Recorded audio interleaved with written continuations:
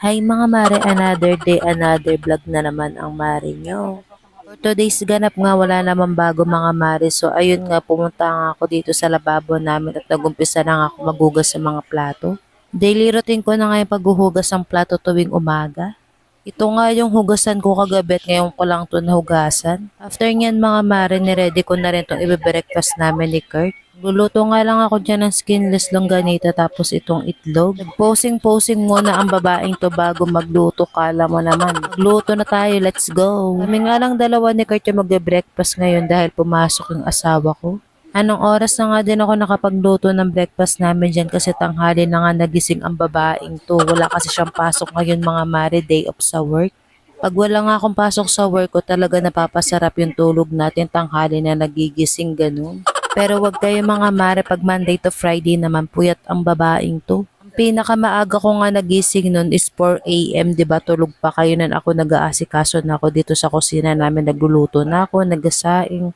Minsan nga napapatagal yung pagluluto ko dito sa kusina namin kasi binibidyohan ko pa bawat luto ko. Pag Monday to Friday nga mga mare, sobrang karag ko talaga sa mga araw na yan. Bago kasi ako pumasok sa trabaho ko mga mare, kailangan makapagsaing ako, makapagluto ko ng breakfast namin tapos pang baon. After ko nga magluto ng pangbaon tapos pang almusal namin mga mare, aasikasuhin ko na nga din yung anak ko, gigisingin ko siya tapos pag-aalmusalin ko siya. Parang nasanay na nga din ako na ganito yung ganap ko araw-araw dito sa bahay.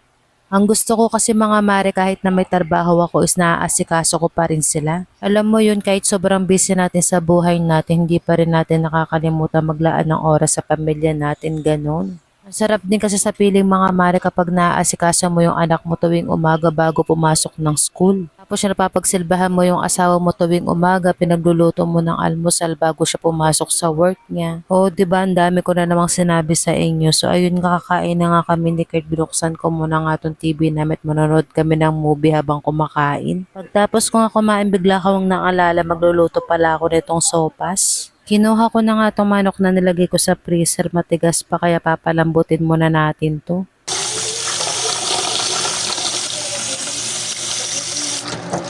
Nawala na nga yung pagiging frozen ng manok natin mga mare kaya kailangan na natin tong iluto na.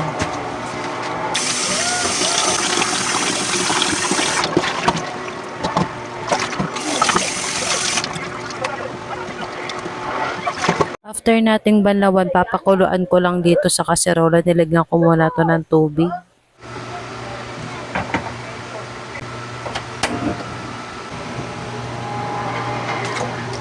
Nilagyan ko lang yan ng konting asin tapos tatakpan natin para kaagad kumulo. Pagkaluto nga ng manok natin dito, hahanguin na natin sila sa kahirapan. Hala. I-set aside muna natin tong manok natin mga mare kasi papalamigin natin yan para mamaya pwede nating himayin. Medyo mahaba na pala tong video natin mga mare at bibitinin ko muna kayo.